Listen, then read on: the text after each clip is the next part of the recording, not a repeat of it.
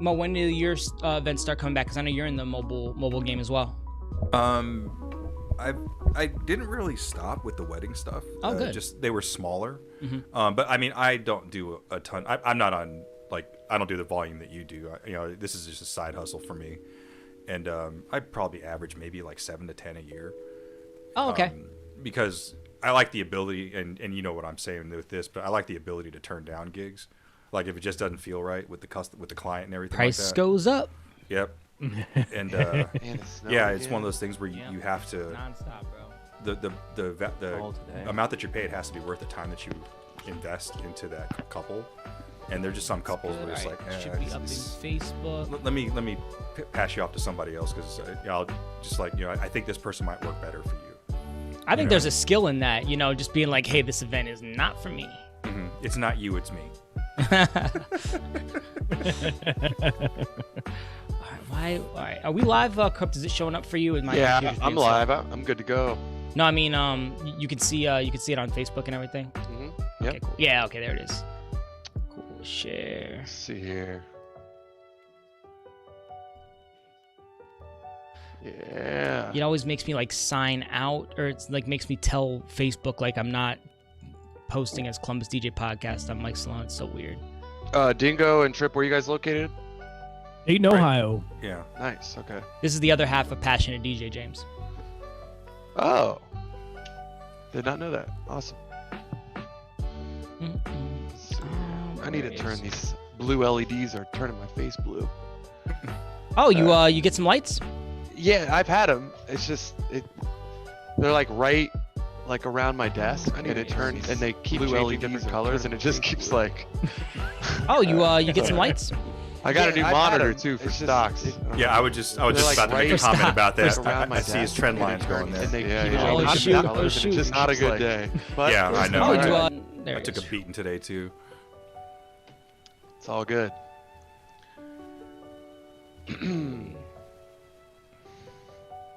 Let's go with Twitter. Insta Google tweets. So you guys mostly weddings? Not true. No, I did weddings for a little bit and I hated it. It was okay when it was my friends' weddings and stuff like that, but then word of mouth, and then it starts going from there. And yeah, it was that whole I like the money, but man, some of these people are terrible. Yeah, and I just once that that second or third degree of word of mouth stuff kind of dried up, then I was like, good riddance. Yeah, I just sort of do weddings for fun. It started off as just I did a favor it all really started when I went to my best friend's wedding and the DJ sucked, and I was like, I know I can do better. So then a guy I worked for, or a guy that worked with me, he was he knew I DJ'd, and he's asked me to do his wedding. I was like, well, I've never done one before, but as long as we can still be friends no matter how bad I suck, it's all good. And then it just sort of went word of mouth from there. And like I was saying earlier, I do a handful a year, but mostly what I do is sporting events, like CrossFit stuff and football games. Nice. I do CrossFit. Things like that. Yeah. I was telling Dave about that earlier. What gym do you go to? It's called Extremity. It's not a big Okay, no, CrossFit Extremity. Yeah. No, I think you sponsored the team one year. Yep. At the Arnold. Yeah, that's crazy. You recognize that. That's awesome. Yeah, and I messaged you, and you never messaged me back. So what? I just want to get that on were tape. you DJing that? No, I do the webcast. I do the commentary. I was gonna say, but I always see the DJ there, and I would be like, that'd be so cool to do. Yeah, that's the Wild Path does that. Yeah, my camera will focus eventually. Don't worry about it. It's the slow focus. Yeah, I do CrossFit stuff kind of in this area. What gyms? CrossFit AXCESS, CrossFit Crave. I've been to other gyms in Virginia, West Virginia, Pennsylvania, Florida, Texas. Just friends of friends that need a DJ. California a couple of times. Friends that I know in the CrossFit business that they're tired of their DJs. I'm like, just pay for my flight and feed me, give me a couple T-shirts, and we'll call it even. Yeah, and it's fun too because you get to play so much high energy, upbeat stuff, right? Mm-hmm. And you get to drop stuff on them that they don't even know what it is. And you get to have fun, depending on the style of workout. So yeah, That's cool, man. I really enjoyed working for not that it's the same thing, but similar crowd, the Arnold stuff. I really enjoyed that community. I find it to be a lot like the music festivals, just with a different focal point. Very same energy. Were you doing? I think we talked about it before. Weren't you doing like one of the vendor stages or something? Yeah, I worked with Animal, which those guys, man, are passionate. They are really cool. Like, they all look like those scary, like, musclehead, like, dudes, like, that you would think about. But all of them are just super nice and just really into it. I mean, like these badass dudes, but they got their like 5 little Tupperware, like. The CrossFit community though is pretty cool and like, I don't know, like interactive with each other and support. Like, I'm not saying that there's not some meatheads, but like for the most part, everyone's just like trying to just get their mobility together and they're cheering each other on. It's really cool. It's really cool. Yeah, from all the people that I've ever talked to or met from that community, it really does seem to be more communal than anything. Like, I mean, just really down to earth people. Absolutely. Hey guys, if you're watching, please let me know in the chat. I want to make sure that this little box here is picking up everybody. So whether you're on Facebook, Twitch, or YouTube, say something. Let us know you're here. Ask a questions. We got Trip Turlington and Mo Dingo from Dayton, Ohio, the other half of Passionate DJ. We got a lot of really good feedback after that episode, so we decided to get the second half of these guys on here and talk to them. We'll go live in about 2 minutes, but let us know you're here, please. Thank you. Continue chatting amongst yourself, gentlemen. Well, now that we're on the spot. So Texas, huh? Yeah. Yeah, let's keep it going. Yeah, I mean, we'll see. There's a festival called Ooby Dooby coming up in Texas, and my buddy's birthday is around that time, and we can potentially get free tickets to go. And I'm really hoping it happens now that I'm wondering if there's even though they're opening the state entirely back, I wonder if there's still gonna be any kind of like festival regulations or PR concerns. Nah, man. Right. Oh, well, no, I see Disco Donnie is like ready to throw shows. They're ready. Yeah, and the people who are offended don't have to, or who like don't let this happen. They just don't have to go, right? Like, I mean, there's always gonna be a Karen somewhere. So no matter what, I think honestly we're gonna learn that there's always gonna be those people that complain, and you're just gonna have to learn how to ignore them because they're always gonna be around, right? And you just have to just go on with your life. I like to be like just right in the middle, man. Like, you got the people who are overly sensitive, you got people on this. I just boom, try to stay right in the middle. Avoid conflict. Focus on that 80%. Right, because I mean that was my whole thing is just trying to strike that balance between I respect other people and their safety and their concerns, but and also that of me and my family, but at the same time, I mean, what are we supposed to do? Never leave home again? Like, just tell us how to do stuff safely, and hopefully people will. Will there be people who don't? Yeah. Will there be people who be upset that who say you can't do it safely? Sure, but there I am in the middle again. Right. Right, and I was talking to Rusty about it at the gym today. Like, as more states start to say, masks not required, you're still going to have a lot of people over the next few years wearing a mask, and that's okay. That's okay. Yeah. And we're just, those people are the ones that are going to have to be okay with other people not wearing a mask, and that's where it's going to come down to. Exactly.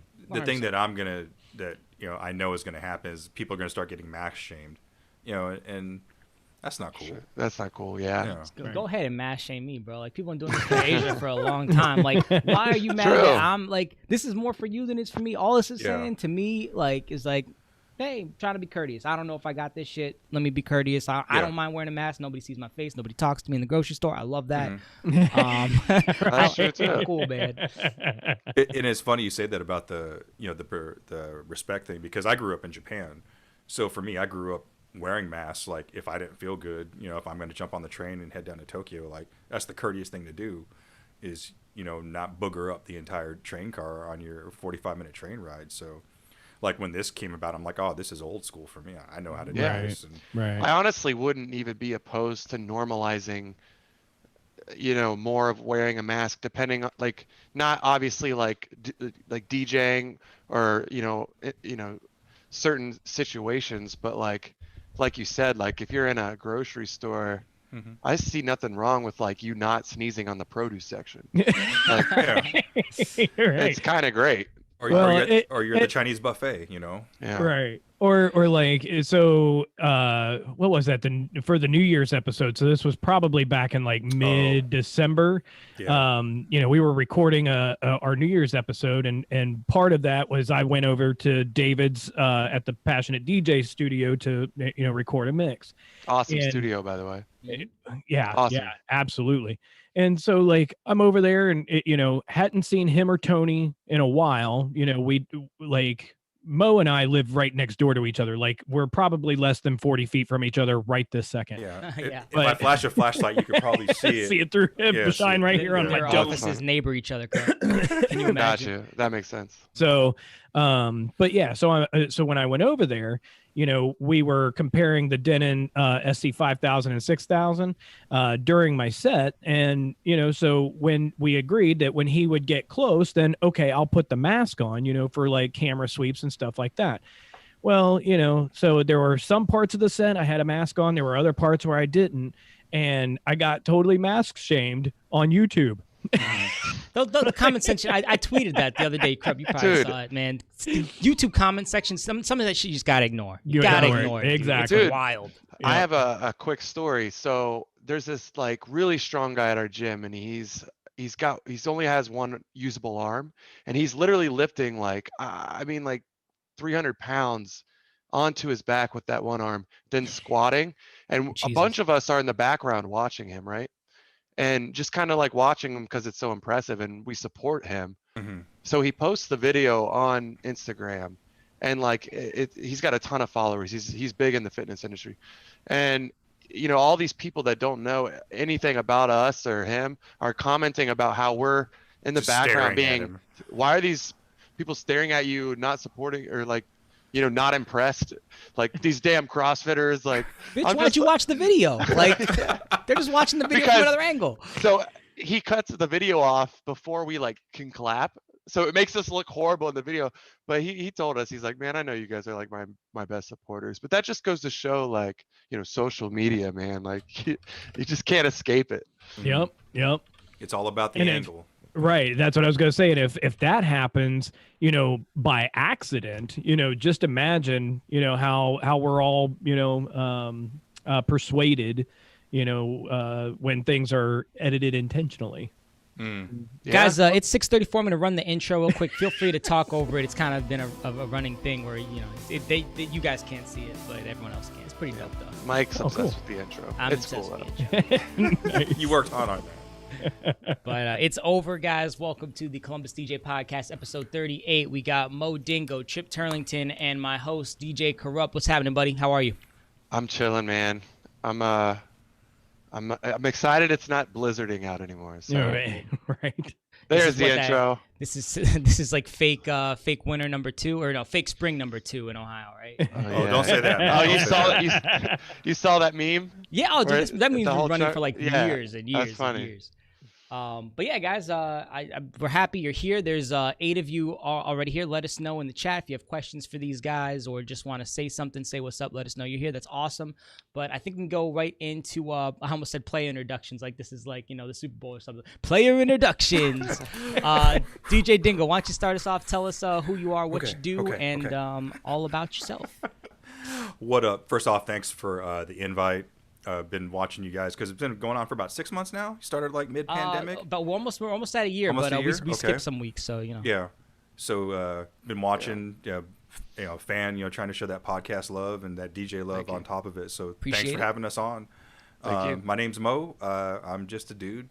I've been DJing for probably a little over 20 years. Had a long break when I decided to have a family and kids, and got back into it about 10 years ago. Once my kids were old enough to not need me anymore, they weren't as reliant. So my wife saw that I was a little bit sad about that. She was like, "Why don't you get back into DJing again?" And here I am. I started off as an electronic DJ way back in the day on vinyl when I lived in Japan, and have kind of continued that love for electronic music as it's evolved into its many different shapes and forms. However, we all gotta love that old school hip hop. I'm from the left coast, so was there when NWA and all that stuff popped off, so I got to see that stuff in its infancy. Nice. So it's really cool to be able to go back now and play that stuff for a younger generation. Most of the stuff I do, I do some corporate stuff, just like AXCESS does, kind of, in the mobile thing. But my really big passion is sporting events, particularly CrossFit and like football games. I started off doing football games just by accident for my sons, and then it just kind of evolved into that. Both of them graduated 2 years ago, and I'm still doing it. Just really love giving that kind of atmosphere and creating that energy for a football game, just like you do at the Columbus Crew Games. So, again, thanks so much for having us on and ready to do this. 20 years is impressive, man. I would love to hear more about this electronic industry in Japan. Can you talk a little bit about that? Like, what was that like? So, the second time I moved to Japan, it was middle of high school, so 89, 90 time frame. And that was actually the first time I ever heard any electronic music. And I remember it was, and it took me years to find it because I guess it was like a white label. But I remember, I still clear to this day remember, and I told the guys on Passionate DJ, it was James Brown is Dead was the first song I ever heard, by LA Style. And I was like, what is this music that's making me want to like run through this wall of televisions, and just kind of finding out more and where can I get more of this and where can I go, and just finding the underground scene in Japan when I was in high school and just kind of getting immersed in that, and then moved back to the States after that. And it was like the wave hadn't caught up yet, and having to rediscover all of that once I moved back to the US. Was lucky enough, joined the military. The Air Force sent me back to Japan, pretty much close to where I grew up in high school. And so the cycle just picked up all over again. And it's really cool to be in another country at the peak of that popularity of that style of music. Yeah. And but also, like I said, staying true to my old school hip hop roots as well. For sure. So I want you to clarify. You said that they were ahead in where Japan was ahead of us in where electronic music was, or you came back to LA and it was different artists, I think. Different artists, okay. But also because I didn't know what that scene was in Southern California. I mean, the scene probably existed. I wasn't exposed to it because of where I grew up. Both my parents really heavy into music. I have to credit them for the palette that I developed, because there was always music playing, whether my mom was cooking or my dad was working, in the garage, R&B, hip hop, they're old 70s, they grew up in the 70s funk era and all that stuff, kind of the tail end with the love generation with the Beatles and all that sort of stuff. But as the 70s rolled around, my folks were big into disco.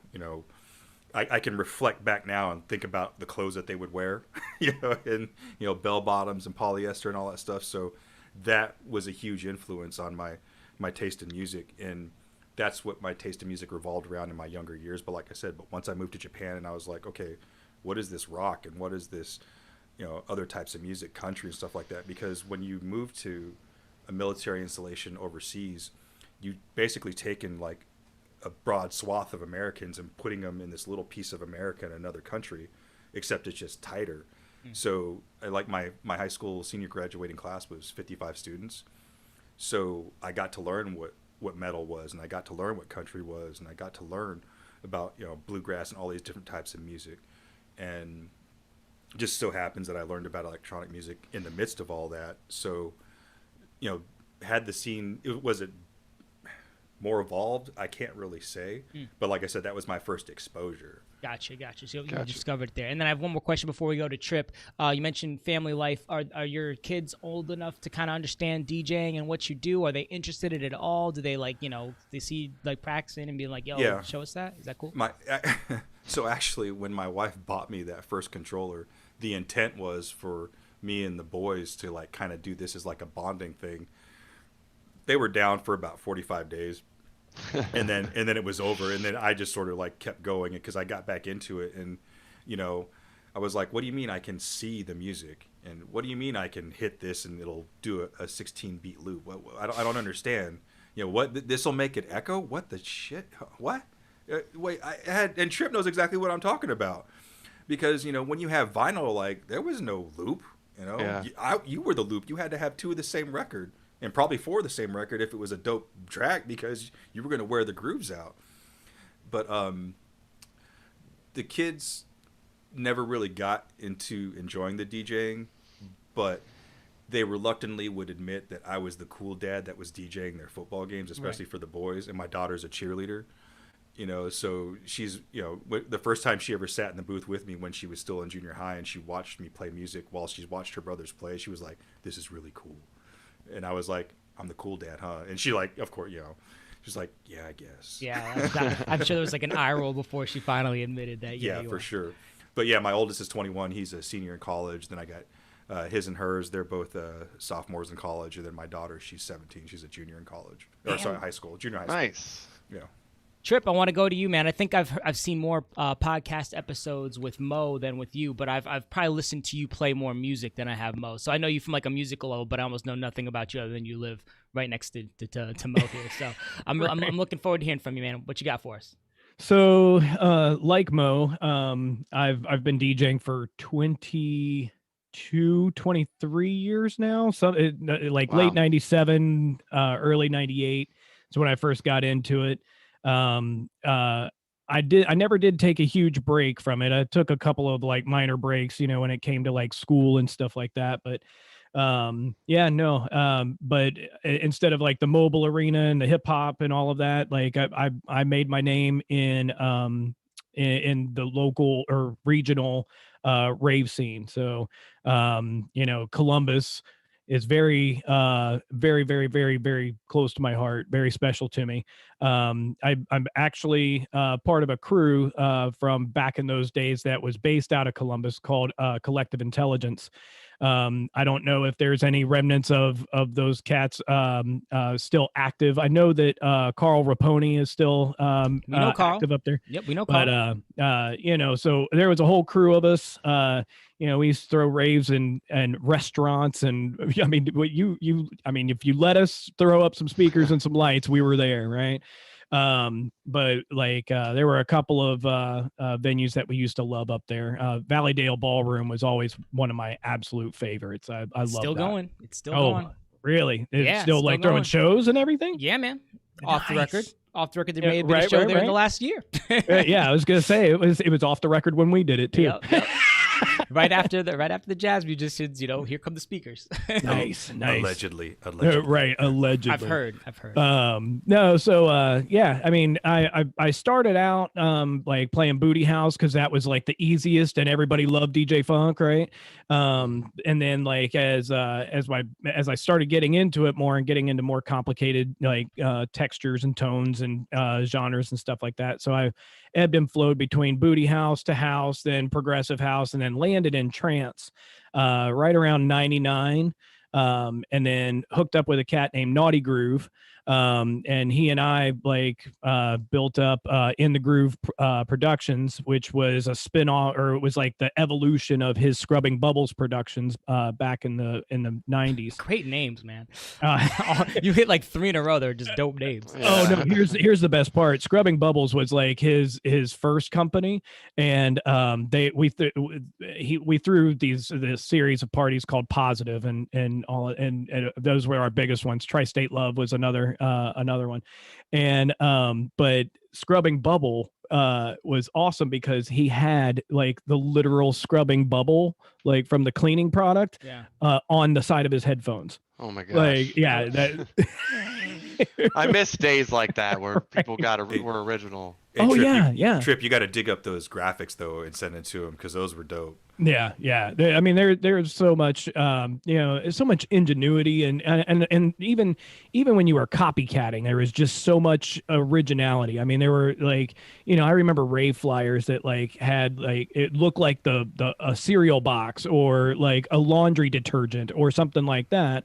But like, the words were all changed and it was all manipulated to, show what the show is going to be about. But yeah, I mean, those were great days. But so I rode the trance wave until probably about 2003. And then when now President, then Senator Joe Biden introduced Rave Act, Mo's laughing because he knows this is a point of contention for me. But so Rave Act in 2003 really killed everything around here. I mean, literally killed it. And I mean, it killed it in a lot of places.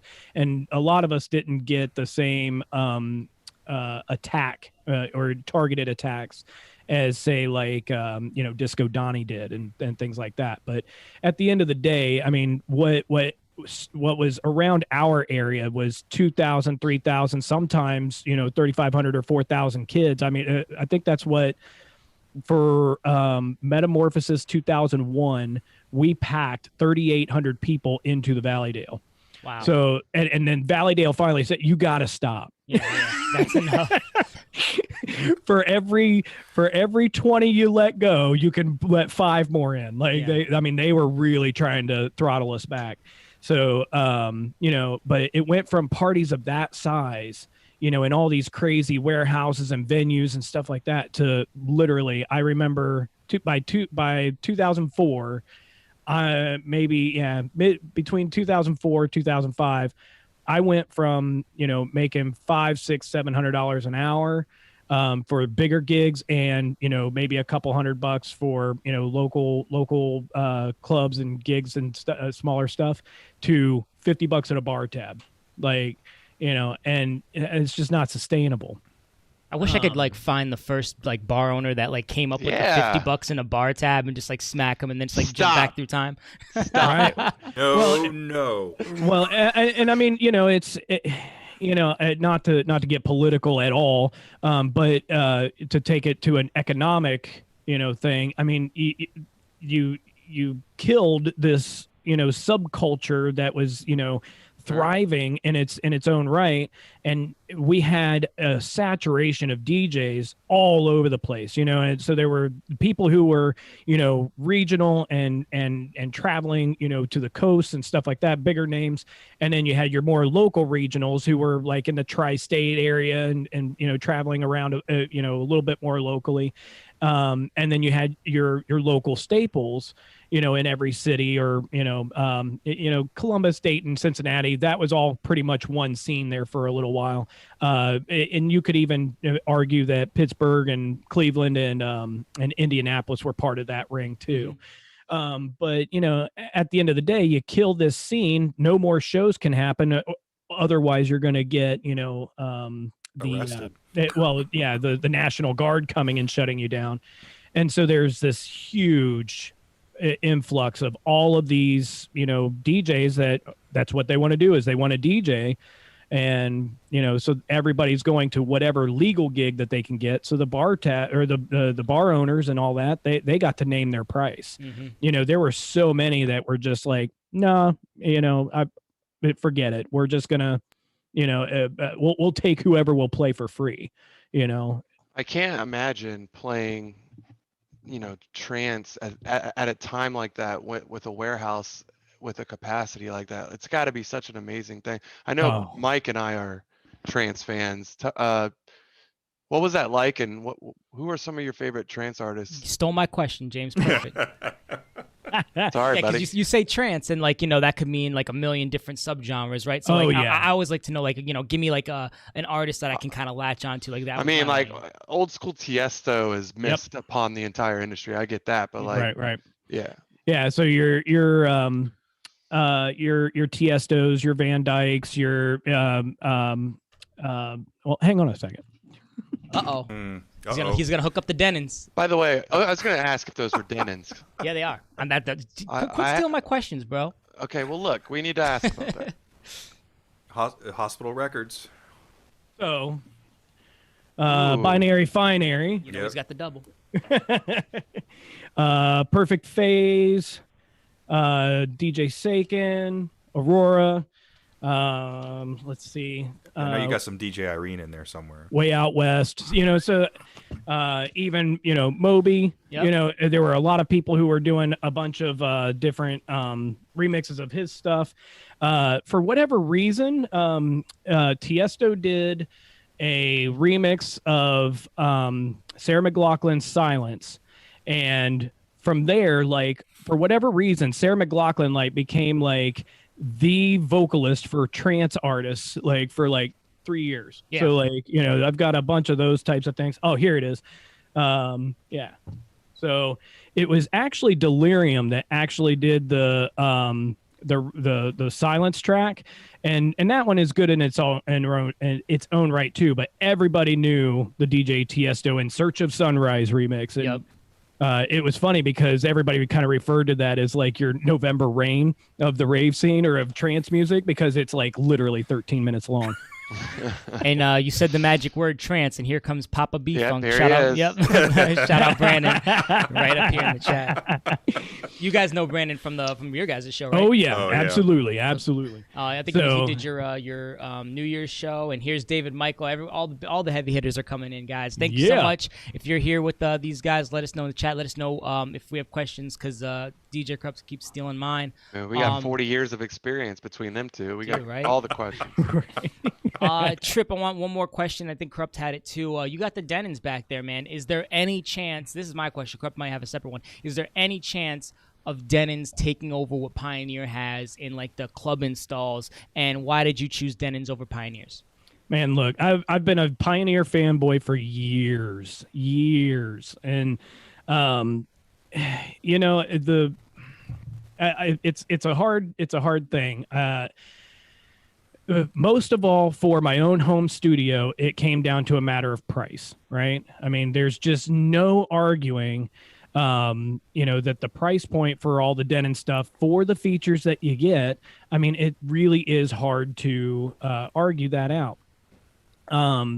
That's what it mostly came down to. And I kept seeing the Denon stuff for a while, and I was just like, you know, this is just all hype. Somebody's gonna, you know. But then they kept up their changed their rider, you know, marketing campaign, and it just kept seeing all these like really positive reviews on the gear. So then I got to a point where like I had used a Pioneer DJAXCESS in my own studio for a while, because I mean I was, you know, turntables in a Pioneer 600 for a long time, and then when I finally decided, okay, I had been using Serato for a while, but you know, it's time to get away from DBS. Nobody was even providing turntables anymore. That it really was a change out of necessity for me, Sure. because I preferred the turntables. And then, you know, everybody just every gig I kept showing up to had the CDJ 1000 Mark IIs and 3s and stuff, and I'm like, I mean, this is all wizardry to me. Like, I get it. I had a couple of the earlier CDJs that I would put my own tracks on, just to, you know, test them out and stuff. But yeah, so when I decided to go digital, I went with the SZ, and after a while, then I was like, okay, I'm ready to, you know, for either a gear change or actually what it was. Remember, Mo? A friend of Tony's was actually getting rid of this set, and yeah, it was the price point. Like we considered, you know, okay, we'll grab this for Passionate DJ, and the more we talked about it, it was like, well, no. So I was like, man, I got that cash. So I picked them up. It was a screaming deal. Yeah, because and so once I got it back here, like I kind of already had it in my head that I already knew I was going to like it just based off of what Tony had been saying from when he had seen him on the road. But then once I got him here and then got him hooked up, and yeah, I mean, it's super slick, super sexy. My biggest complaint is exporting out of Engine back to Record Box for gigs. Yep. You know, so you know, that's a pain in the rear end, but I mean, for what I didn't spend on Pioneer gear, and I literally don't miss it. Like I don't get me wrong, I'm still a Pioneer fanboy. I'm just not a fan of their price tag. Sure. And you know, I'm still just as comfortable walking up, like when we did our review of the CDJ 3000. Like, I mean, it felt intuitive. I mean, it's, you know, it's all still there, you know, muscle memory and all. But at the end of the day, for me, the Denons, I love them. They're good. I always thought that Denon did a nice job of making it easy for the transition. It gave you more features. I think that has like the pads at the bottom before like the 3000s came out. Giving you the features, but not going too far off to where like, okay, if you practice on those in your studio, you could still go to your club install on a Pioneer and get around. James, do you have any questions for Trip before we move on to show and tell? Just real quick about the Denons, because I've been ride or die Pioneer pretty much after I left Technics. I got thrown in one show. Do we ever really leave? No, no, we didn't. In fact, if there was a way to like make a CDJ more like a digital, like I know they got the what's those needles called now for the Technics? The phase. But like if you could still do a USB into that, I'd be all about it. But anyway, one show I had, some of these bigger names got sponsored by Denon years ago. I don't know if they're still Laid Back. Laid Back Luke, Tiesto for a minute. Yeah. And Oliver Heldens, who came to Dahlia, I got to open for after he did Breakaway. And I get to the venue and I got all this Denon gear, and I've never used Denons in my life. And it just really was difficult to try to figure out. So what did I do? Even though they had 4 Denons on I took a CDJ all the way in and a CDJ all the way in, and I had to play on it like this. You had the 6 deck setup, bro? You're like, no, I can't do it. Can't do it. I removed them like for him, but like I just wasn't about to learn. I had like 20 minutes before the show. Like, I just was like, if I can't simply browse and set and queue, then this isn't. Yeah, and if it was a regular club night, I'm sure you'd been fine. But like, you don't want to be like in front of Oliver Heldens figuring out some new gear, like in an emergency loop or something. Yeah, I do not fault you for that. Like, but what is like a feature that is different that you like a lot on the Denon? Because I've heard for a long time that the Denons, at least for a while, were better. They're just not the standard. Yeah, right. So first and foremost is dual layer capability. So with 2 decks, I have the ability to play 4. And I mean, that's stock out. Yeah, that's stock out of the box. So I don't have to I don't have to spend the extra money on extra players.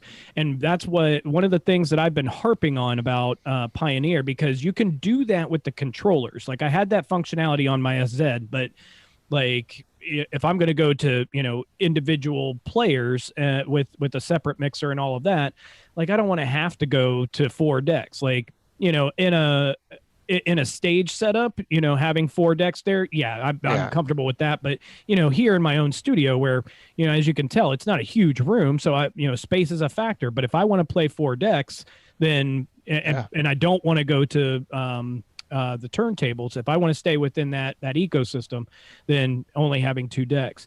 The other is honestly the screens. Like the way the menu system is laid out, to me it just felt more intuitive. Gotcha. Plus, I hit it and it loads and it's there. And if I don't have like waveforms and all, like if I have not analyzed, it will analyze it for me. Yeah. So yeah, it's pretty slick. Shout out to Rob. He says the Q button and how it queues is a big difference as well compared to the 2. Okay. So, Mike. Actually, I'm just gonna go back to you, man. Show and tell. Let's see what these guys got for us. Cool. So yeah, guys, we do show and tell segment every episode, something DJ or non-DJ related. It's up to you guys. Something that's special to you. We've had all kinds of different ones: animals, pregnancies, wedding rings, DJ gear, guns, Bibles, the whole lot. Did we have a Bible? We had a Bible for sure. And we definitely had guns. Oh, we definitely had guns. I was gonna say, if I'd have known that guns were allowed. I was like, YouTube, is this all right? Is this cool? Is this all right, YouTube? Guns, Bibles. It's like, all right. Anyway, There's no rules. There's no rules. Let's go back to Dingo for this.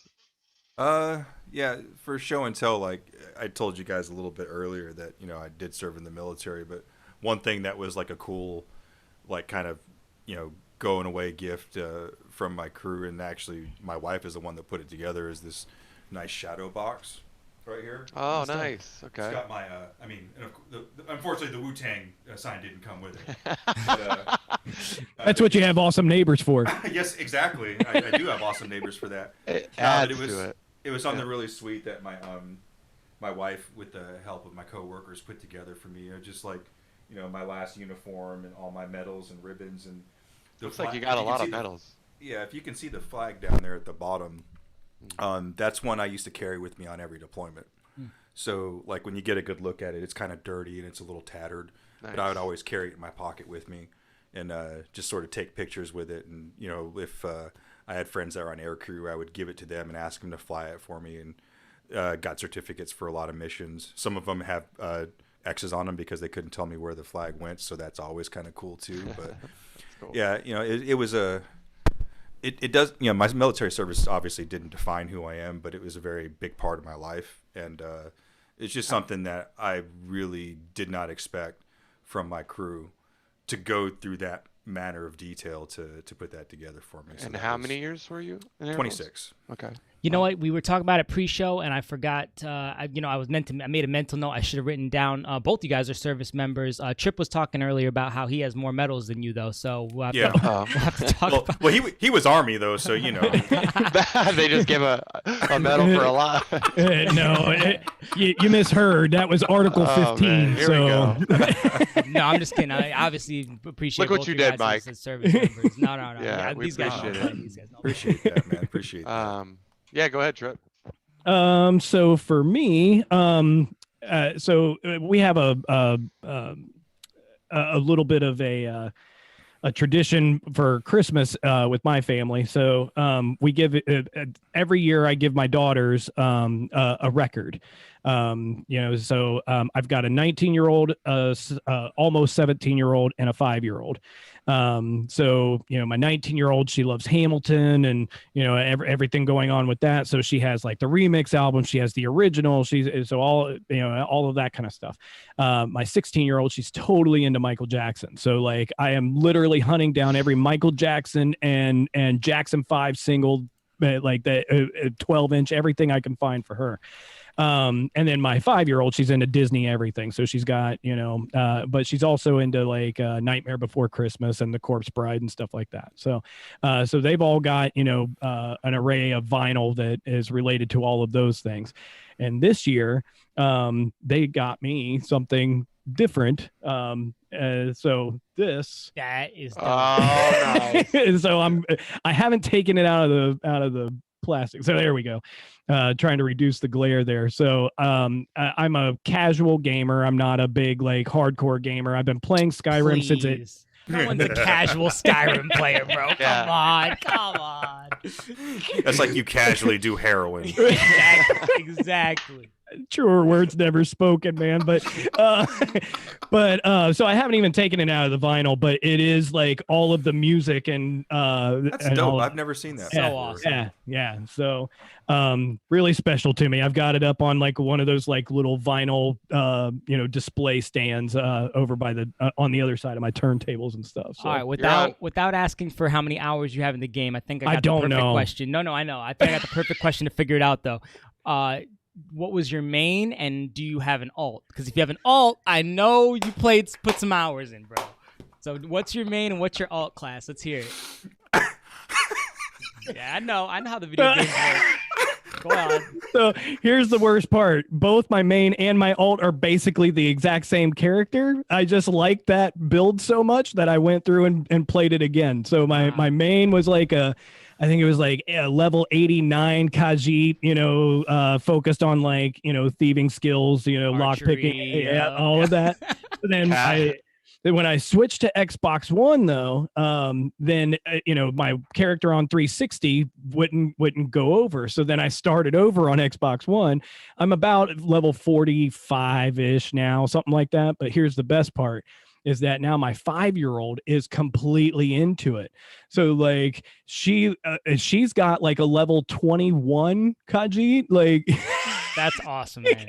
And the worst part is as a parent, you're riding this line between like the Dark Brotherhood and all of these like other factions and stuff like that, where like yeah, there's some pretty adult stuff going on there, but like, so I try to steer her away from those quests and try to steer her towards these other quests to keep it lighthearted. But like, I mean, it's funny because even like, we don't kill anybody, we just knock them out and they fall asleep. Sure. You know, what happens to them is that's something else. She's also a great Halo 5 player. Okay. So yeah, she They're breaking the robots. Yeah, we break the robots. We don't kill anybody. We just break robots. There was a meme that I saw that was like, everyone starts their alt. It's like a two-handed swordsman or sword and shield person. And then they always end up as like the thief with like the 99 sneak and like the 99 archery. Like you always start some way, but you always end up as the thief. My nephew plays Fortnite and he wants to play Warzone. I'm like, I don't know. Yeah. Those assassinations might as well be called fatalities now. Yeah. They're getting pretty Right. crazy. Someone caught me from behind the other day, and I was like, "Oh, that's graph! Oh my God, he did that to me." Wait, you guys say you play Call of Duty, right? Yes. How they got those melee finishing moves, man? Yeah. They just That's what he's talking about. Okay. Yeah, they just released a whole bunch of new ones, like last week or whatever. I was like, I need to buy that one. That one's nasty. All right, so Trip's a casual gamer. Got it. Yeah. After all that. Got it. Casual. David Michael says, my wife murdered everyone it was possible to murder in Tamriel. That's Tamriel. one of the sins, right? everyone possible. He starts off, you kill one person, you try to dag the body off, someone else sees you. Oh, and then then someone you catches you, so you gotta whack them too. Right. Yeah. It's Just a total like, domino effect. Yeah. Just like the mafia. Bo, I wanted All to right. talk to you about mobile DJing. Yeah, how do we end up that far into Skyrim? I want to talk about mobile DJing, man. You said you didn't slow down too much. You do about 10 weddings a year. Normally did about 10 weddings a year last year. I just want to talk about like the mobile game. Did COVID, how did COVID affect you and affect your DJing when it came to your mobile and corporate gigs? For the corporate stuff, a lot of it just halted, completely, because a lot of these people, they were going to remote work and things like that, which I understand. And I think it's kind of sends a mixed message to your organization if you're not having, work at your work center, but then you're going to have an event where you're going to gather everybody together. So I think a lot of organizations were reluctant to go that route. But as far as the weddings, still doing, obviously the gatherings were smaller, again, because they had to have people spread out a little bit more. And obviously these wedding venues, they have their reputation on the line, so they can't afford to be fined or anything like that.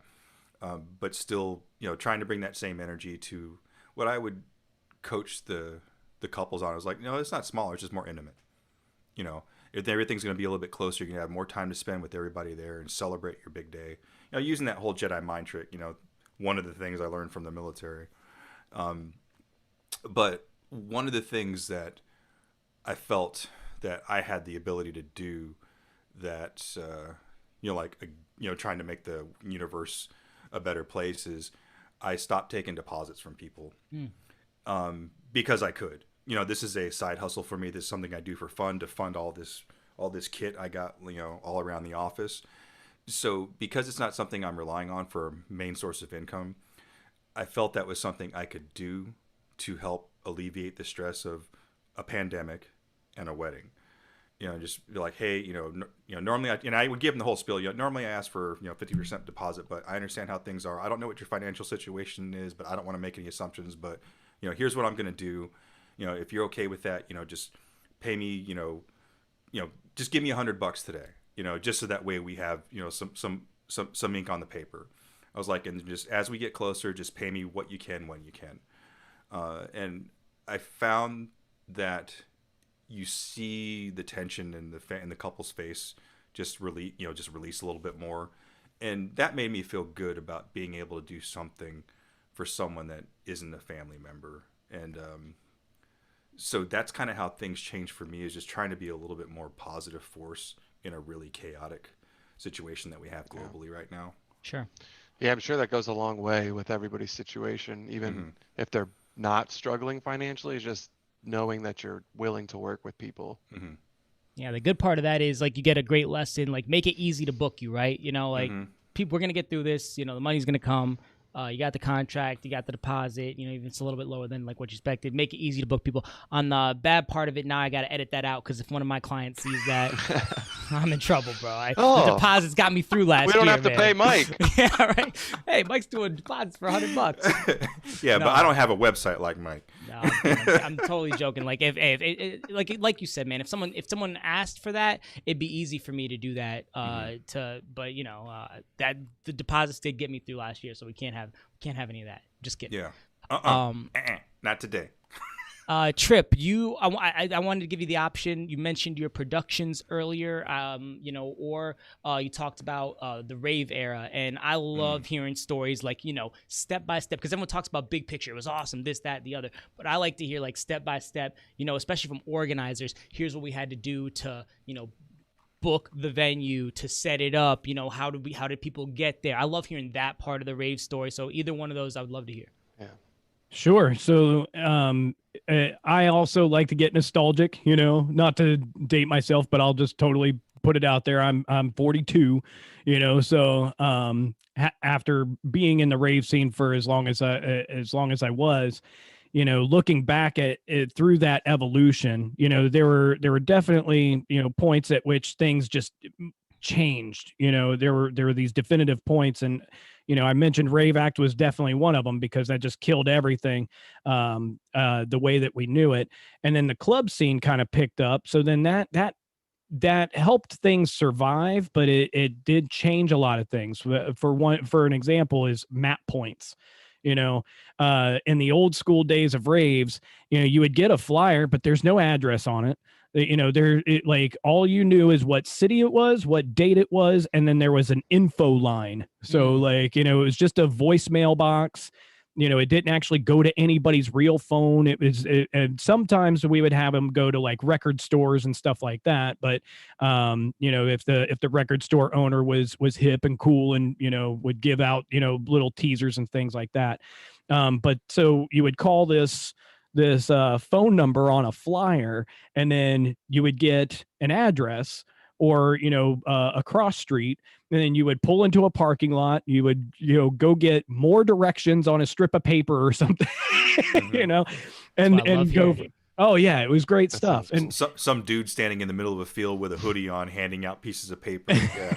right. That wasn't sketchy at all. Not at all. Not at all. Sometimes you ended up in a cornfield out there off of 23. Like if you go west of Columbus, and like there's this like cornfield out in the middle of nowhere. And I remember we finally got like the final directions to go to this thing, and you turned into this like farm, and it was like, you know, a gravel road, whatever. And then there was somebody directing people to turn into these cutout, like a maze cutout in the cornfield. And so you're just kind of driving, and it's like, oh holy my gosh, crap, what is going on? Right. And then all of a sudden the whole thing just opens up. Like, you know, so you parked your car, and then you go out and further into the cutout, and like, yeah, they had just cut out this giant section of a cornfield, and there you go. And all you hear is right. Yep. So yeah, from an organizer standpoint, like, yeah, we did a bunch of parties, and I mean, each one was a little bit different, and there were a lot of different politics going on back in those days. You know, you had, so like prior to when I came in as an organizer, all of the biggest crews already had their, like, you know, their established thing, and there were relationships already set up. So, you know, when somebody got a line on a headliner or something like that, they would pick up the phone and call each other and be like, okay, I got this date for this headliner. I'm going to do X, and make sure that there was nothing that was going to conflict on that day. And, you know, sure, sometimes, you know, shit happens, but, you know, for the most part that was working from within the organizing community. But then, like, in the late 90s through the early 2000s, there were all of these DIY kids, like, and I was admittedly part of that crew. But I got lucky enough to, you know, also get, you know, up under the wing of some of the more established folks too. So I got to learn a little bit of both ways. But, you know, locking down a venue, most of the time it was, hey, I know somebody who's got something, you know, and then it's that awkward phone call where it's like, you're trying to tell somebody that you're going to throw a rave, but you can't use the word rave. So, you know, we came up with birthday parties and, you know, all night dance parties and disco lock-ins. And, you know, I mean, we came up with all kinds of crap. So once you lock down the venue, then it's, you know, you got to figure out, you know, insurance. A lot of crews didn't run with insurance back in the day, but I also know of a few crews that like insurance ended up saving their rear end because, you know, if you don't want to be the one responsible for the kid with a Sharpie marker or a spray can in the bathroom, then that's what those things are for, right? You know, so we definitely had some parties that were thrown and we were like, well, you know, roll the dice. And then there were others where, you know, once some of us had learned that lesson, hey, it's worth the, you know, I don't even remember what it was, $300, $400, $500, whatever it was, you know, give me a 24, 48 hour policy that just covers this damn building so that I'm not liable for this stuff. Sure. Headliners, all that stuff. You know, this is before the days of social media, you know, so it was all, you know, phone calls and hyperreal, you know, PB Clee. So these are like, you know, internet message boards or email lists and things like that that existed back then. And, you know, so different people had different connections. And then, you know, because I mean, there were agents for those big name DJs and stuff like that, but it was way different than it is today. You know, Terry Mullen, for example, had, I mean, fantastic DJ, pretty cool guy. I've only met him a few times, but, you know, he had a really bad, reputation in this area because he had a terrible agent who was taking people's deposits and then he wouldn't show up for a gig. And then everybody's like, what the, yeah. So, you know, luckily that's one of the good things that came out of the revitalization of electronic music in its current form, you know, what people are calling raving today. You know, it's vastly different from what it was, but there were some good things, you know, that came out of it. Mostly, you know, corporate money tends to bring with it the safeguards and procedures that say, hey, I got money wrapped up in this thing and I've got a team of lawyers, so don't mess with me. Right. Yeah. I was going to ask real quick, guys, just based on like rave scene stuff, I feel like Groove is like the only rave movie where I feel like does an okay job of like telling us like, hey, this is kind of what it was like. Obviously another DJ movie is It's All Gone, Pete Tong. If you haven't seen that and you're a DJ, I feel like you need to. Okay. But like Groove to me is like the only movie where I felt like, oh, that's what it was like to rave. Is there any like movie that talks about rave culture that actually does a good job of it that's not cheesy? That's not cheesy. Feel free to jump in.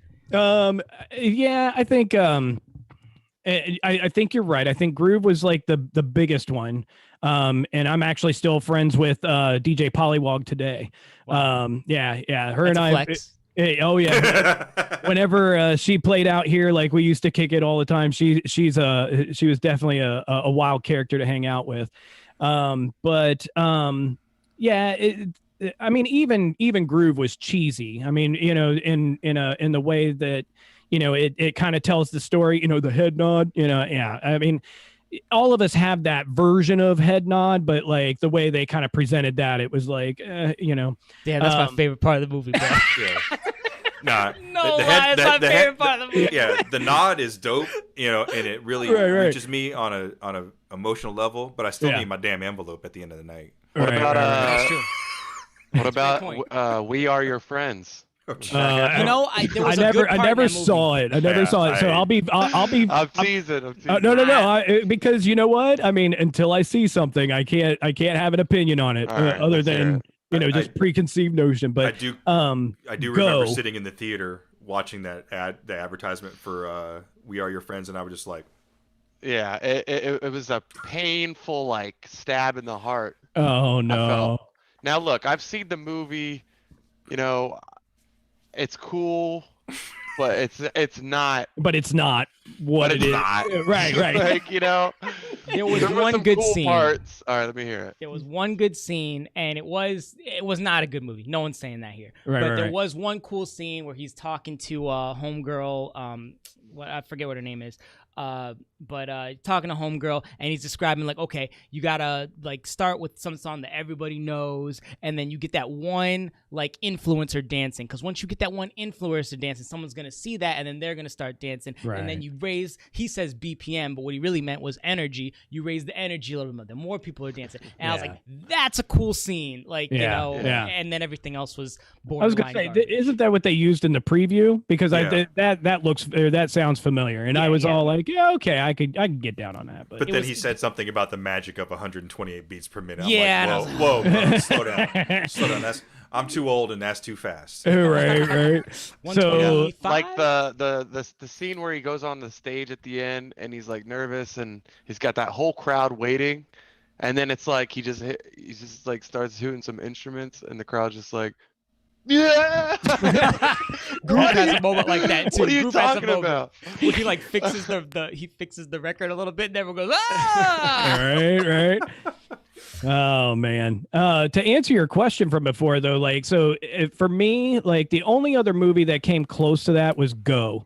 But that was not a rave movie per se. That was more of like a really wacky adventure based on drug usage, and the people who thought they murdered the girl, and then but they didn't murder the girl, and it was like there was just all of this stuff, that it was just a wild, crazy thing that all happened to center around a rave that was happening.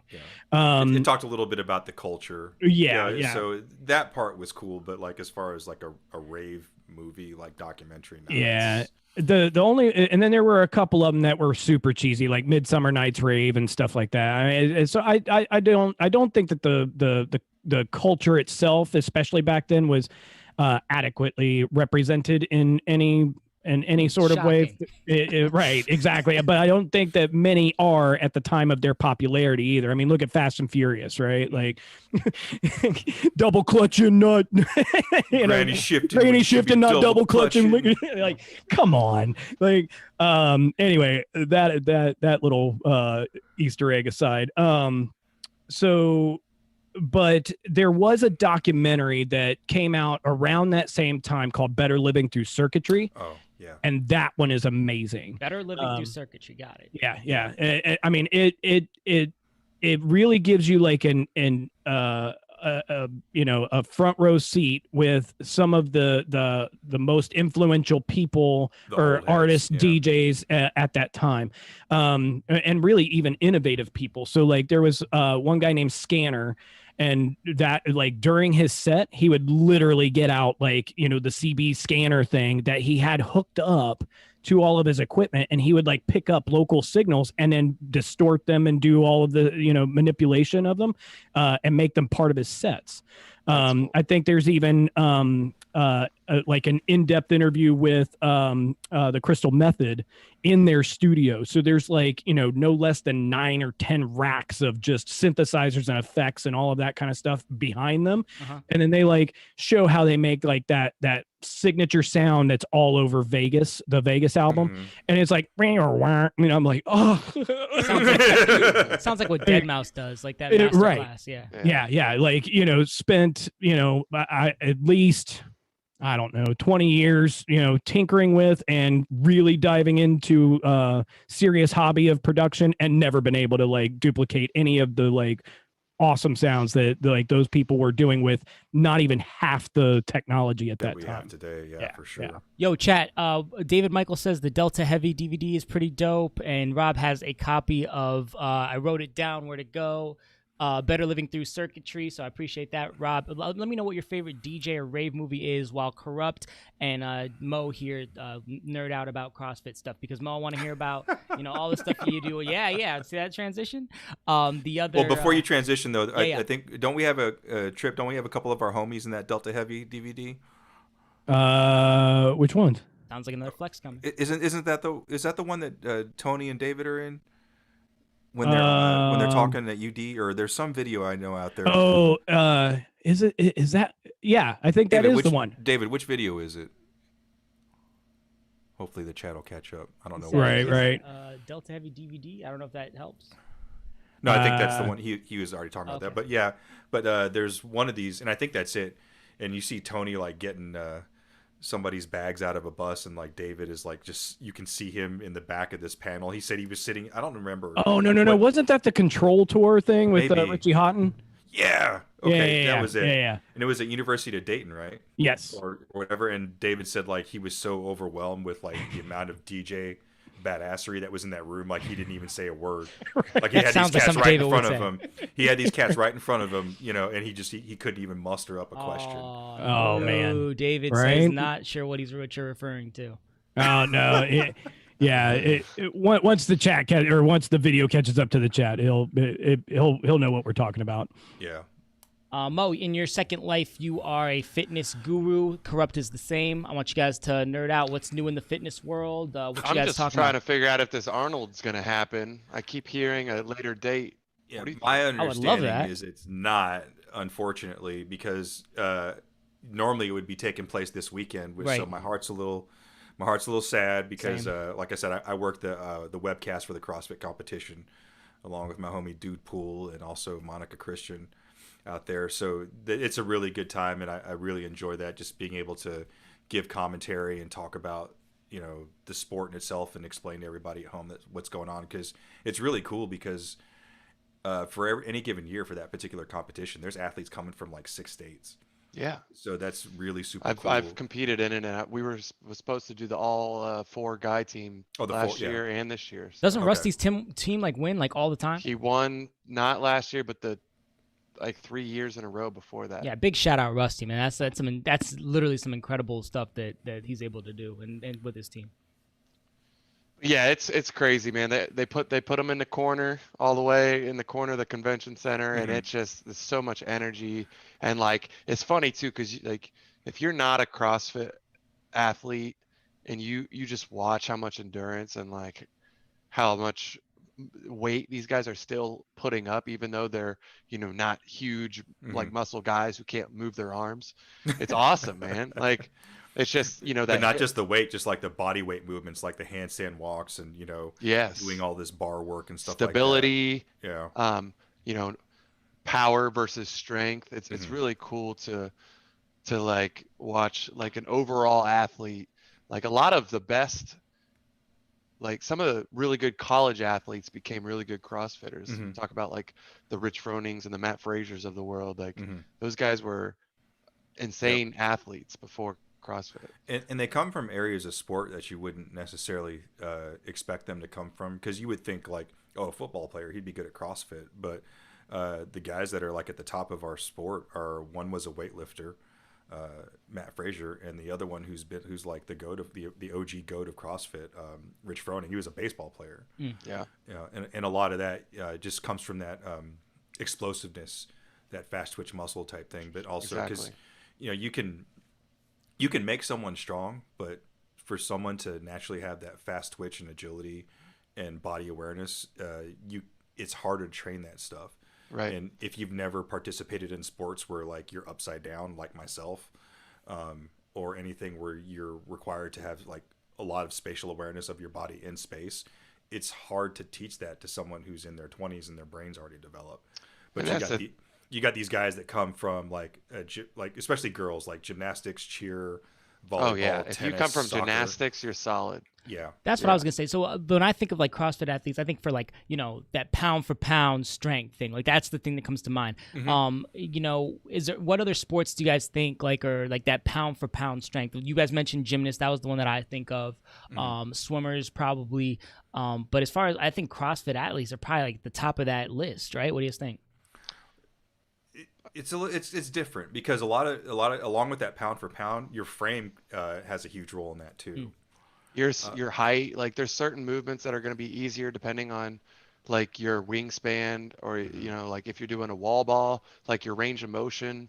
And so there's advantages and disadvantages of being super light, super heavy, and that's what's great, is trying to find that balance. And you know, CrossFit from the outside world gets a bad rap because, you know, people think that, you know, we're just throwing around weight with no technique or form, or that we're doing movements that are injury prone. But the truth is, if you're at the right CrossFit gym and you have the right trainers, you're learning proper form, you're learning how to rehab your body, and you're increasing your mobility and overall health. And that's the whole point of it, is not to risk your body. Like, it's supposed to make you stronger but more fit.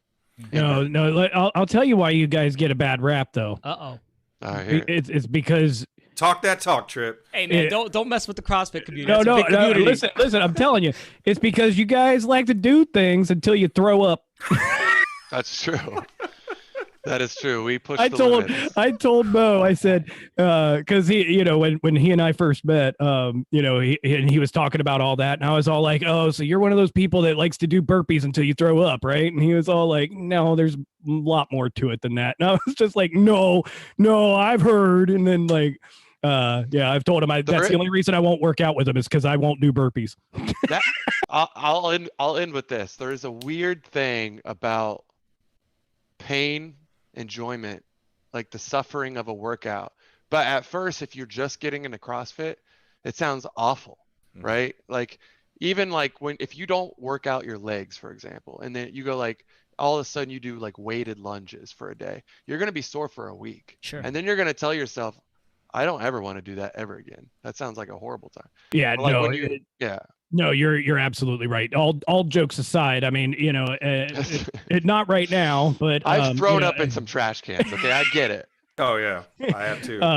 But in an earlier time of my life, I was in much better shape and did a lot of working out with a bunch of friends who were like into mixed martial arts and things like that. So I'm no stranger to intense workouts and things like that. But yeah, it was, and I think I had only heard that literally once, and it just stuck with me that, something about CrossFit and those athletes that they like to drive themselves to throwing up. And I was there's just some good CrossFit memes out there too. Like I laugh. Like I follow some like, all of them. Yeah, they're great. I mean, there's CrossFit fail videos that are just, disturbing, but like DJ fail videos. Yeah, exactly. There's a fail video for everything. That's right. If we can't laugh at ourselves, then who are we going to laugh at? Exactly.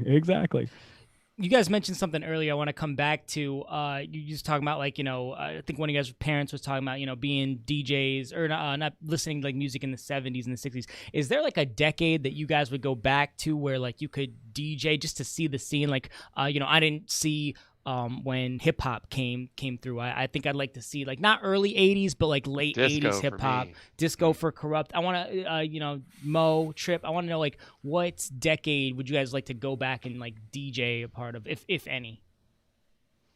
I'm kind of partial to the mid to late 90s rave scene, just because I already lived that. So if I could ever go back to that, because that's my nostalgia period, I would love that.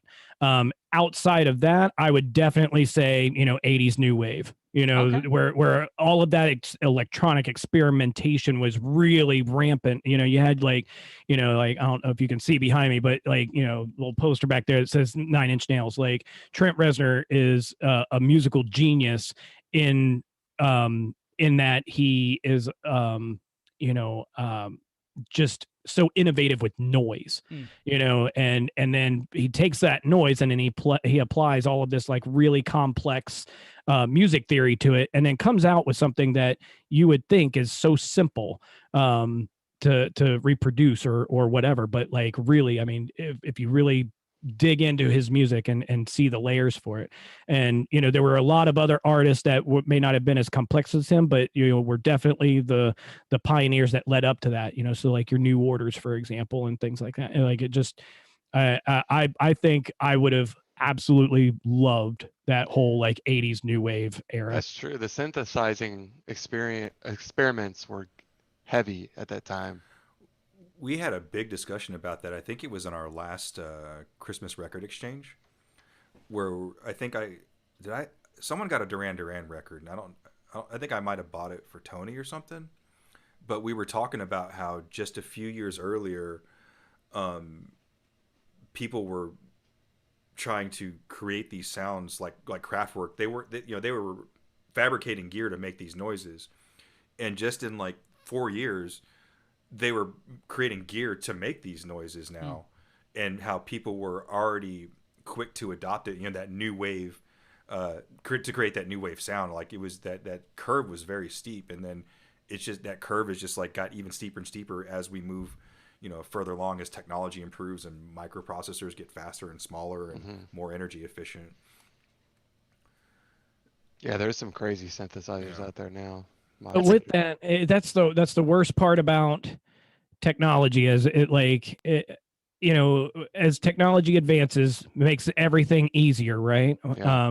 Brings with it new challenges and stuff like that. But I think that's why I really respect the earlier days of that type of innovation, because the guardrails were so rigid and so thick, but yet people found their ways around it. But as the technology has made, literally infinite possibility, all of the hardware from the 80s you can fit on your MacBook, in terms of, the sound making capability. And yet nobody, you can't just set a MacBook down in front of somebody and then expect them to go and make that kind of music. And even if you are experienced, sometimes that from a creative standpoint, that is like the hardest thing to get over, is knowing that you've got infinite possibilities of sound.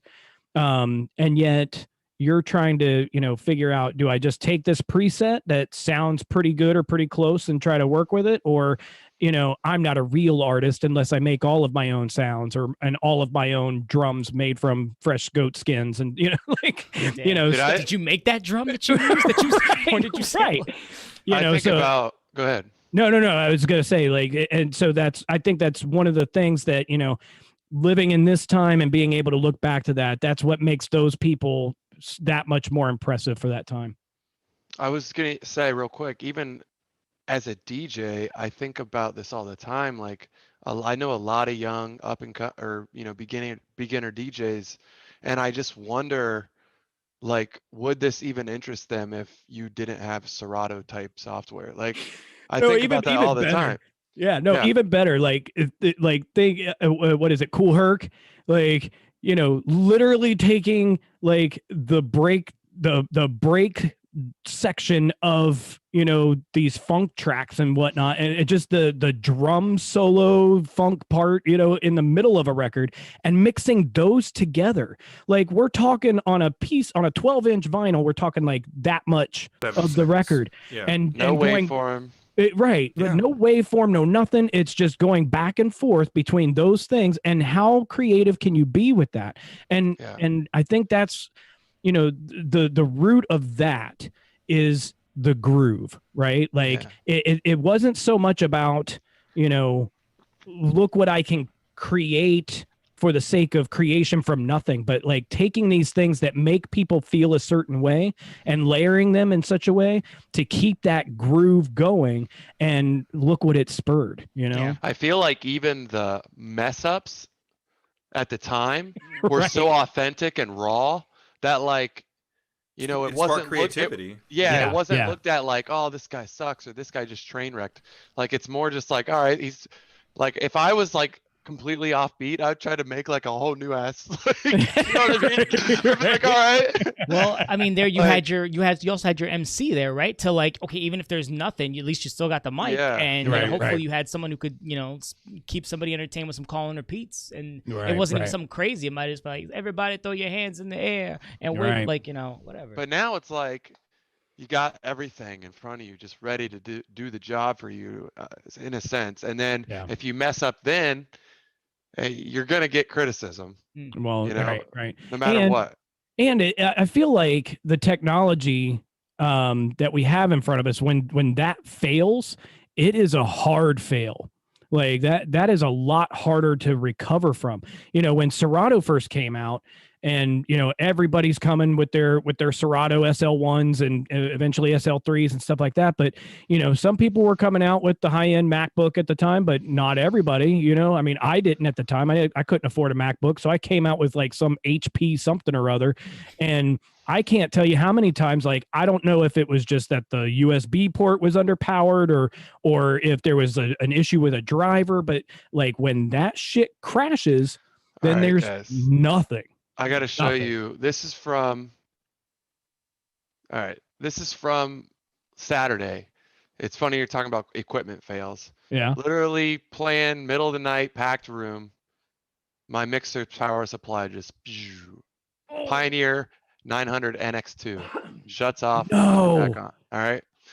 So we had a Rain 57 in the office. I haven't touched a Rain 57 in so long. Since the Cantina days. But I picked it up. It has a missing fader, and I plugged it in. Look at this. Ignore the crowd. I don't know if it's gonna. Yo, I'm gonna But look at the mixer on top of the mixer. Hold on, buddy. Replace pin. Look at the top of the mixer. Or look at my Rain 57 on top of the. Oh, you just set it on top. Oh, that's disrespectful. Oh man, I'm never gonna get a Pioneer sponsorship. Dude, I'll be honest. I was so stressed out, bro. I just put it on top. And No, hey man, you got to do what you got to do in those situations. That's right. That's right. Like you said, man, you just can't. Whether it's a USB, or a Ethernet cable going bad. Like I hope that's one thing they figure out is the Ethernet cable. Right. Because that is just Pops out. there's never a good Ethernet cable, like unless it's like custom made on a festival stage, thick, like right. They never last. No. Yeah, I mean, and so in my professional career, I'm in IT, and yeah, I mean, even if you've got a fresh, Ethernet cable that's been, inside of a static free bag for, however many years, whatever, you pull that sucker out, it's still a 50-50. Mo, did you say, I forgot, did you say which decade you go back to? I want to make sure I got you before we moved on. So, for me, it's not so much the decade, but I guess the location. So like I said, when I was exposed to all of this, I was in Japan. I really, and this was, so in high school, it was, I left in 92 and then came back when I was in the military in 95. So that era from 95 to 2000, like I missed all the stuff that was happening in the US. So it'd probably still be that era.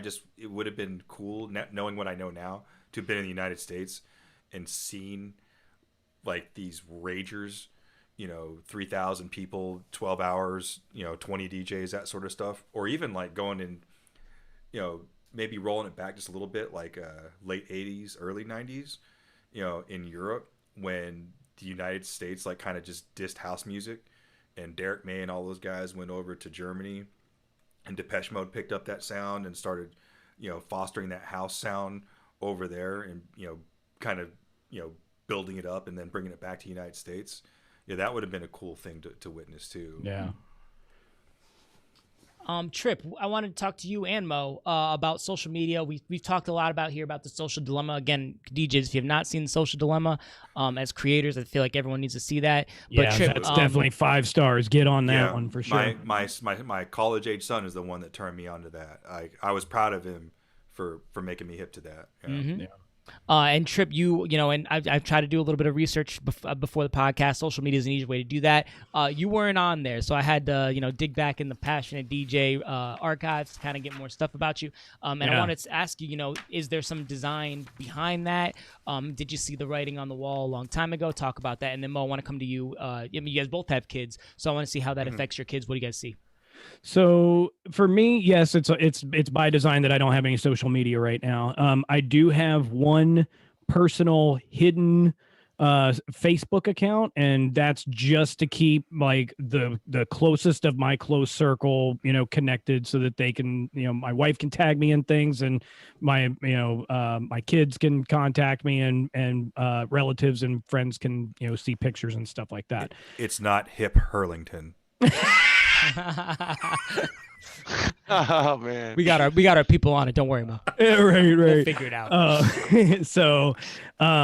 But yeah, part of it started for me with the social dilemma, because like I said, I work in IT, and it's real easy even from within IT to forget, how invasive certain aspects of all of this are, so for me as an IT professional, I'm trying to think of ways to leverage this new technology to make people's lives easier and to create more efficient business processes and things like that. Right. But then like when I come home, and then I watch me and my wife and, you know, all of our friends, like, you know, just constantly glued to the phone. And then with everything that's been happening over the past, you know, I don't know, 8 to 10 years, as social media has grown with us, and, you know, things socially, politically, in our climate just keep getting more and more divisive and, you know, angry. I found myself, I didn't come up with this term, but I love the term, doom scrolling. You know, you're just getting on there to flip through and, you know, and just see how bad is this shit going to get. Right. So it just got to a point for me after I watched that, then it was a slow evolution of, okay, well, I'm just going to start using like screen time trackers and all of that kind of stuff to really start, okay, now that I've got a handle on how much I'm actually using this, now how far do I want to roll it back? Sure. And then I started playing a game with myself, like, okay, you know, can I get my screen time down from 5 hours to 4, and then from 4 to 3, and for, you know, and so on and so forth. Now, like, you know, on my phone, I'm less than 2 hours a day. Most of it is for, you know, productivity, you know, work related stuff, you know, and all of that. The social media from a DJ perspective, I always kind of struggled with it, to be perfectly honest, because, you know, especially as I started, you know, bringing in my circle from, you know, playing out in beyond our region, it got to a point where I was playing more locally. So do I really need, you know, to try to keep pushing this thing if this is not going to be my career, you know? So I started, like, you know, backing off of like the public pages and stuff like that. I had them out there, but it was more like, yeah, it's obligatory, right? Right. So then I would pull that back and then just use my personal Facebook for all of that stuff. And then what I found is, you know, through these last 4 to 6 months, it's been, oh crap, you know, I've literally collected 3,000 people, and I don't know who 2,500 of them are. Yeah. No, and I mean, I'm exaggerating there, but, like, you know, so for me, what I'm doing during this period right now is, you know, focusing a little bit more on work and family, and just, you know, kind of getting all of those ducks in a row, unplugging from the social shit show, as I like to call it. And then, you know, once I've kind of got that in order, then be able to, you know, rewire myself and get back into creating, because that's where I feel like that would be, where that will have its most impact, is once I get back into creating, and then reimagining or rebuilding from the ground up a social network that is actually specifically for promoting my music. Yeah, man, love it.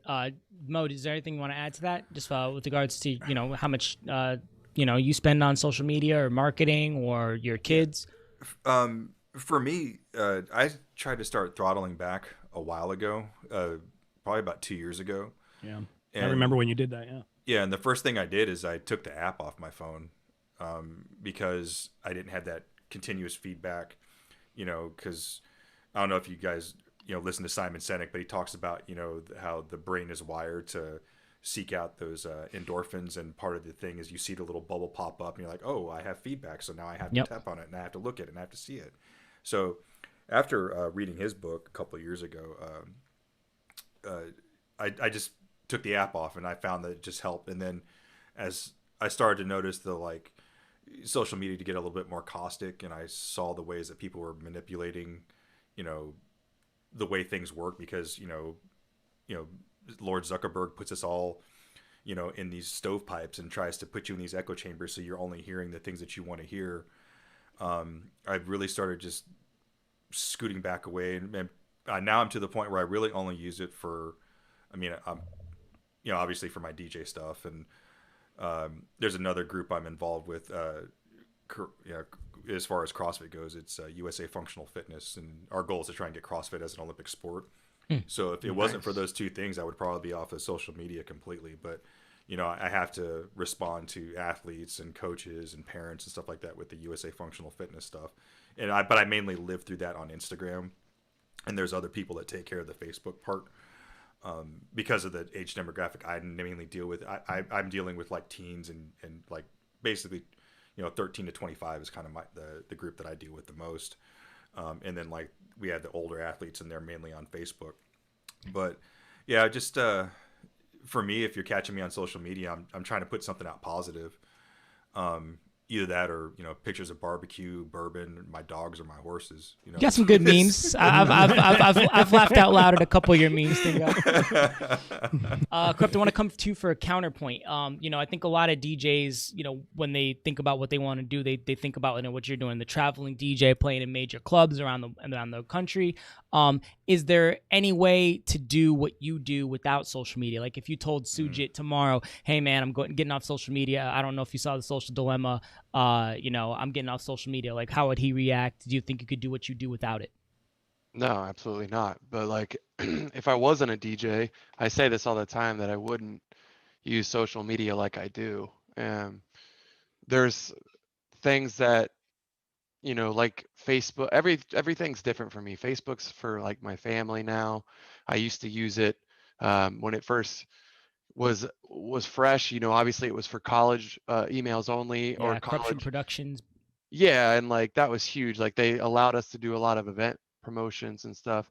And now it's more just like you're literally on there for family and animal memes and videos. Like that's literally, and then, I think every social media thing has its own like toxic vibes, but Instagram is something that I've invested in growing. That's like, that, and it used to be Facebook. SoundCloud, you do a nice job with, I think. Yeah, SoundCloud, but I don't even consider that social media.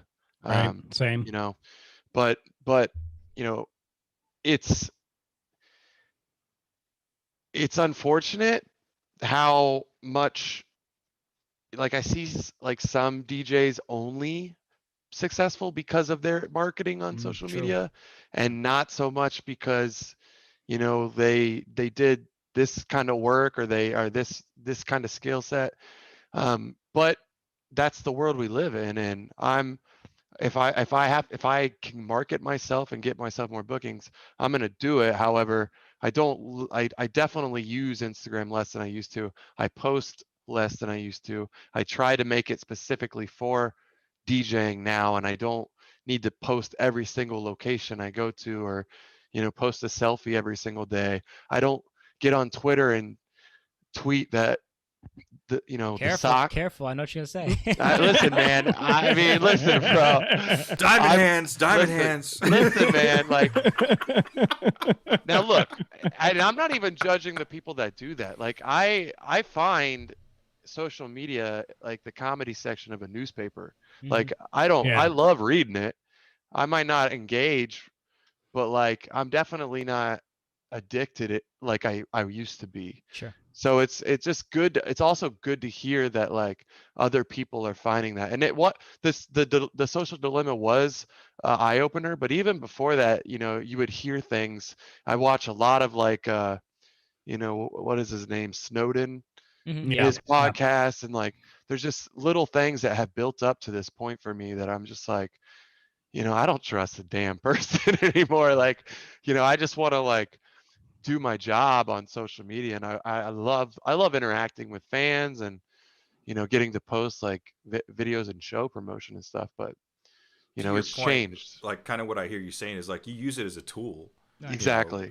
For your brand, and to influence people through your music and your message, but you're not trying to be an influencer where you have to post 3 times a day and go live and do the stories and all that stuff, because that's not what you're trying to. That's not a goal for you.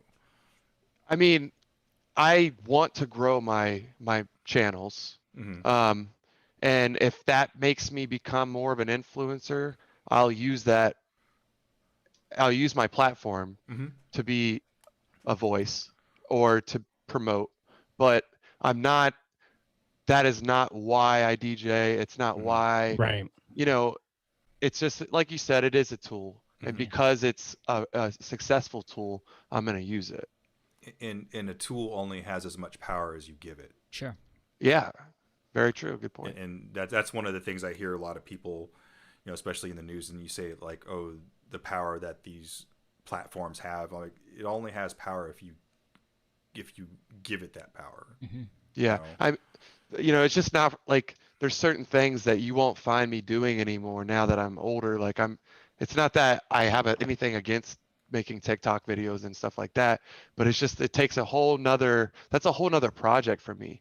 Like if I'm going to do TikTok videos, I'm going to do them I either want to do them really good or not at all. Right. You know what I mean? Yeah, like, it's a whole other skill especially set. because everybody's so damn good at them. Mm-hmm. So like for me, it's not a passion, so I'm just going to skip it.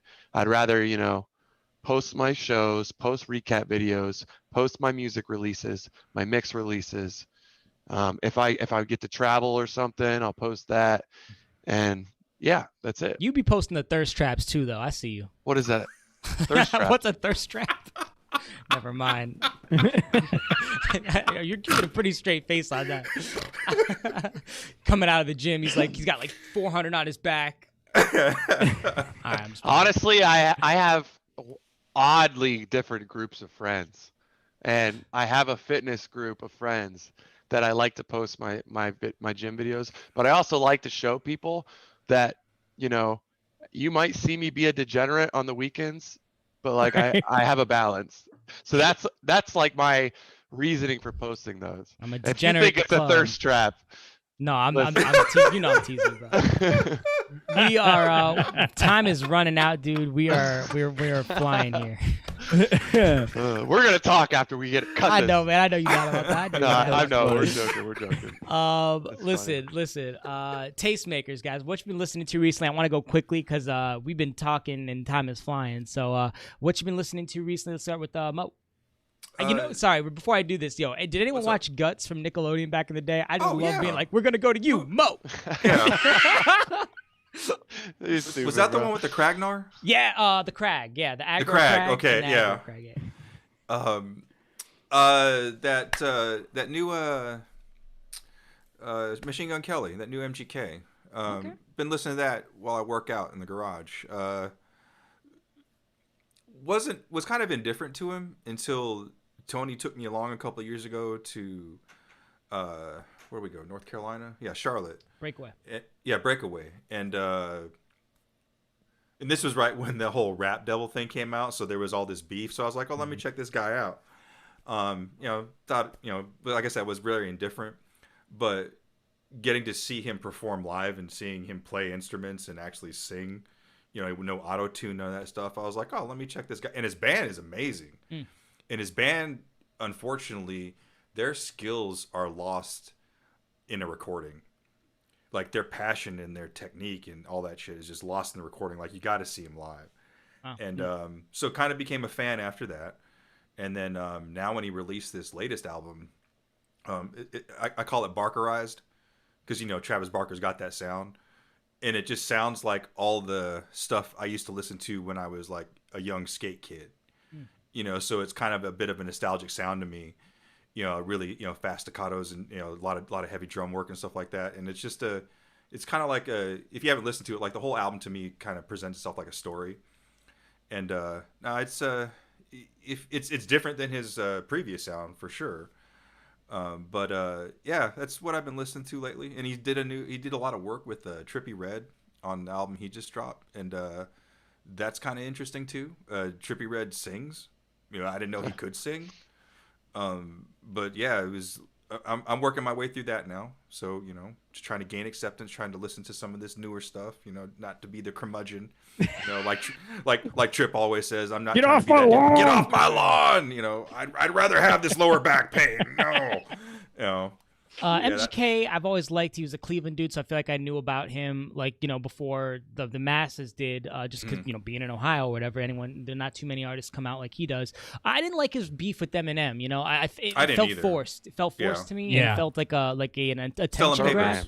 Yeah. But I did like the tracks that came out of it, both from him and Eminem. I felt like those were, lyrically, that back and forth is some of their better projects. Maybe not from Eminem, but definitely MGK brought it for that. And I have heard that he has got a great live show, and he has a very, very dedicated fan base. I'm realizing outside of Ohio, not because I always knew he was like the Ohio Cleveland dude, but as I learned more about him, people love him, man. Like the people who like him really, really like him. James, anything else on that? Yeah, no, I thought the battle was awesome. I mean, the kamikaze, I enjoyed that too. I can't lie. I mean, I've always been a big MGK fan, and obviously I love Cleveland, so they're definitely die hard about him and Cuddy. Yep. Trip, what you listening to, man? And the Browns. And the Browns. Oh yeah, of course. Man, I really thought the world was ending when the Browns made the playoffs, dude. I was like, this is it, bro. This is it. We're done. I'm a football fan. I'm not a Browns fan, but I felt very good for, the Browns loyal for them to have got as far as I felt good for them. I don't know, man. I feel like sometimes you gotta look at there's hope. Bro, they lost LeBron and everybody else, so just let them have. Man, but dude, they've been hating life since Bernie Kosar. You don't even know who Bernie Kosar is. I know who Bernie Kosar. I used to be a Browns fan. But I do not have blind loyalty. Like that's I guess what I'm worried about is like I think some people have blind loyalty, and that's scary to me. Like blind. Oh no, loyalty. That's with me with my squad. That's Green Bay. We have blind loyalty. I'm a Green Bay fan. See? Bro, we don't even know what it's like to have a bad quarterback. I don't even know. Damn. Oh no, there was Don Mikowski. Yeah. Oh, man. So that's my thing. Is like I don't like blind loyalty almost in anything, and that's it says a little bit about me. But that was good for them. Good for the Browns. Trip, what you listening to, man? So I've been kind of cycling through 3 different playlists. So it's not been any one artist in particular. So I'm a really big blues fan. And here lately, so like, and Mo will attest, I've got a true love for like old school Delta, like blues, like, your R.L. Burnside and all, like, I mean, that's blues for me. But, as that genre has grown up with America, there's this whole like new generation of blues artists. And if you've got Spotify, there's a playlist called Modern Alt Blues.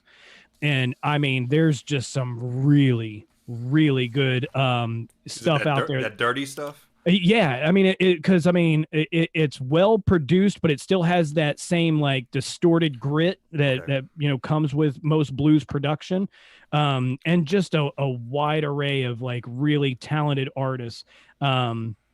But so that gets me through most of my days. But as an electronic artist, I always teeter between techno and drum and bass. So techno, I lean towards anything that like sounds like that drum code sound. That just really deep and really thick techno vibes, a lot of drum work and percussion, metallics, and things like that.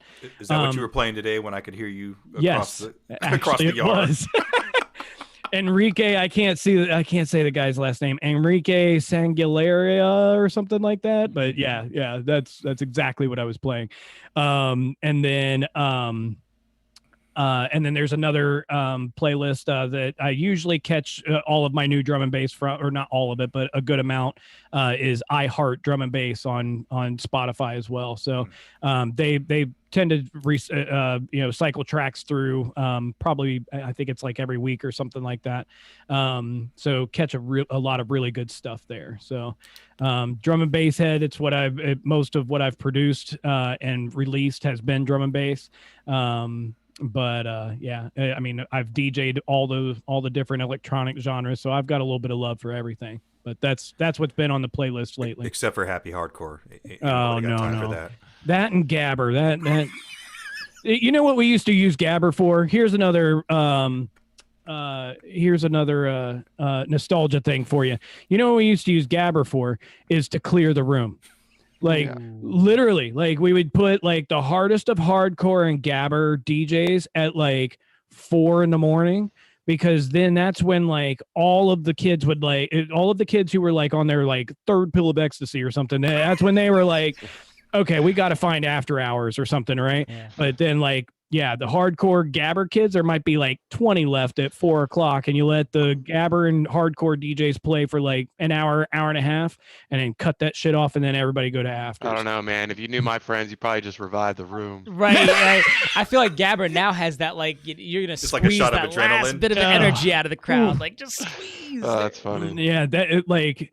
of course I'm regretting it now, 42 and, a slight case of tinnitus, but, like I should have been wearing earplugs all those years, but that was the only time I ever put earplugs in was when Gabber or Hardcore was playing. Like, just Man, we're talking about late night parties. Here comes Lord JB in the chat. And he says came in at the perfect time. What's up, JB? Let's see. What have I been listening to? I've been on a liquid drum and bass kick ever since December. Yeah, man. That That's if I'm that getting good work stuff. done, Yeah. there's nothing better at the moment. Just me. So To me, it just sounds pretty. That liquid drum and bass. Yeah. But it's also like it has that same kind of effect as classical music, where it's just like it's in the back. But it's electronic and it's just yummy. What else are we talking about? I think that's it. Oh, no, of course. Tips for listeners, guys. 40 years of experience between you. I'd like you to share a little bit about what you've learned. We try to make it so it's something that people haven't heard before. So, we've heard, practice a number of times, I think. Yeah. So looking for something a little bit deeper than that. What you got for us? Let's go with Trip first. Less is more.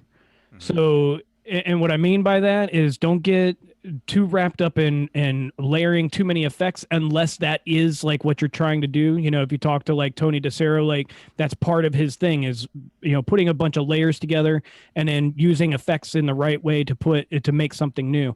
But if what you're doing is transitioning from one song to another, like you don't have to echo out every single transition. You don't have to use the flanger during every single transition. Or every single breakdown, and I swear I'm gonna come over there and stomp you. He knows I hate that sound. Don't go to Miami, right? But and then you can and trust me, I made all those same mistakes, and some veterans would tell me, hey, back off the effects, man. Let the song be the song. Let your skill be your skill, and let that shine through. And that was some of the best advice that I got back then. But then you can also translate that to your crates. Like, don't go to a gig unless it's a wedding or a corporate gig where you have to have 5,800 gigs of music, all of it there. If you're a performance DJ, come up with a main crate and like 3 side crates, right? Like, and go in with a plan, but then have a couple of different avenues that you can go to and keep it at that. Like, be intentional about it. And that way you don't like get lost in that moment. Like what we were talking about before, where so much technology just gives you so many options. And then you just kind of like go, like just less is more. Be intentional. Awesome. Mo. So we talking about just for like people getting into the game, or just DJs in general? You can be advanced, beginner, whatever you're feeling, man. Just something that's helped you along the way. I'll tell those like beginner to intermediate, worry about your sound. Don't worry about what everybody else is doing. Don't worry about what you think is going to get you there. If you're not passionate about the tracks that you're dropping and being in that moment with that crowd, when we start playing, clubs and stuff again, worry about that. Worry about the sound that share your message with them. Worry about that. Don't worry about everybody else. There's so much noise in this world right now. When you have that 60-minute set, then do share your love for those tracks. Share your skills. Because you're as good as you are on that day. Mm-hmm. So share. That's all I like it. Yeah. Dope. Let's see what I want to talk about here. All right, the Columbus DJ podcast. Hold on, let me go. I don't usually go to myself in the main cam, but I got to do it for this. People, there's 10 of you in here. If you are not already subscribed to our Spotify channel, any guests that we have on here. Oh, wait, that's not the right one. Where is it? There it is. If you're not subscribed to our Spotify playlist, please do that. If you're an artist in Columbus and you've been on the podcast, or you want to be on the podcast, let us know, and we will add you to that Spotify playlist. What we're trying to do here is we're trying to get a lot of attention on this playlist. We're going to take any Columbus producers, anyone who's been on the show, so that means Passion DJ, you guys too. We're going to get those songs on there, and then hopefully we create some buzz just from, people who want to support the podcast, people who want to support creators in Ohio, all that stuff. So the link's right there. You can just search Columbus DJ Podcast on Spotify. Let's get a ton of attention on here. There's 10 viewers in here today, so I know some of you guys are already on here, but I expect to see a small uptick. And I said last week that I was going to do it at the beginning of the episode. I forgot. We're going to try again next episode to talk about this at the beginning. But thank you guys so much for being here. If you're finding these tips helpful from 40 years of experience in what we have here, this is the easiest way to say thank you. The other easiest way is to visit Corrupted Dahlia or Fireproof, which I plan on going to on Friday. I got reservations. Corrupt, are you there?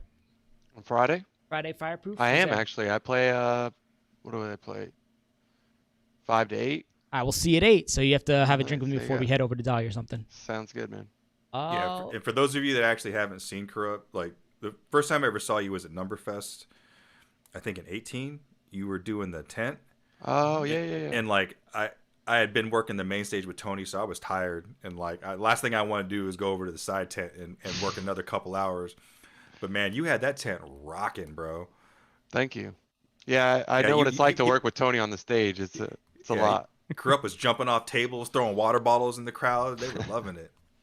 You had one of the most popular sets that year, right? In the tent, if I remember correctly. Yeah, I'll find the video, man. That shit was rocking.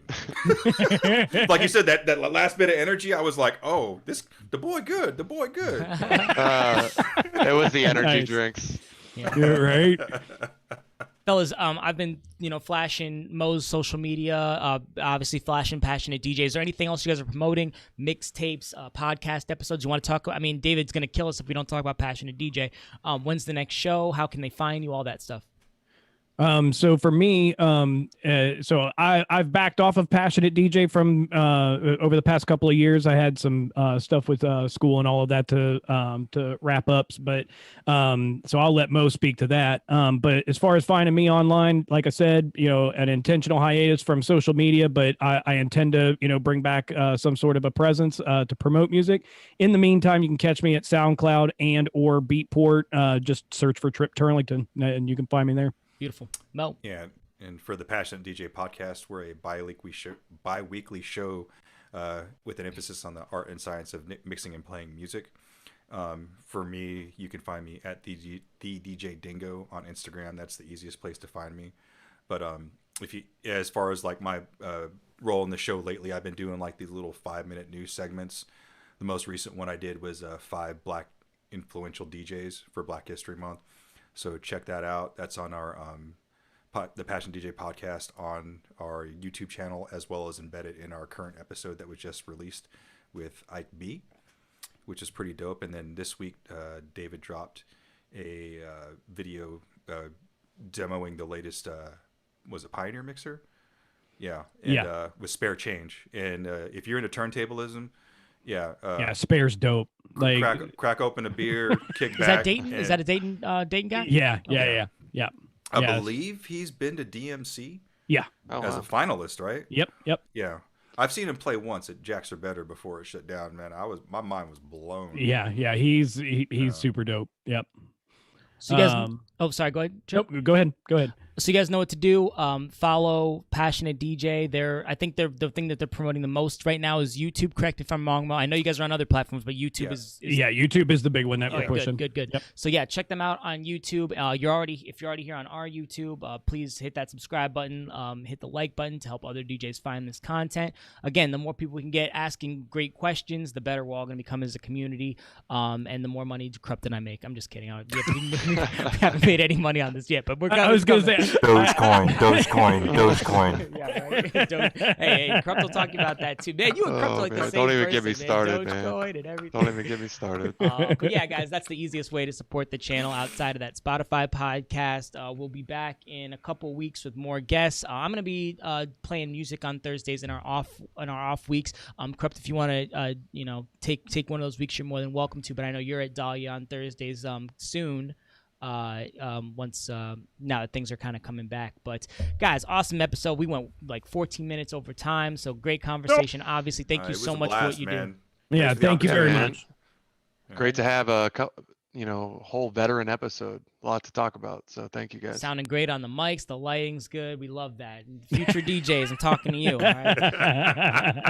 All right. Guys, I'm going to end it here. Thank you so much for being here, especially everyone who was in the chat with us. You guys rock. Enjoy coming back to DJ World. It's happening, at least in Ohio. Dancing rules, curfews, they're starting to be lifted, but be careful. Absolutely. Thank you guys for having us. Thank you guys. Of course. See you around.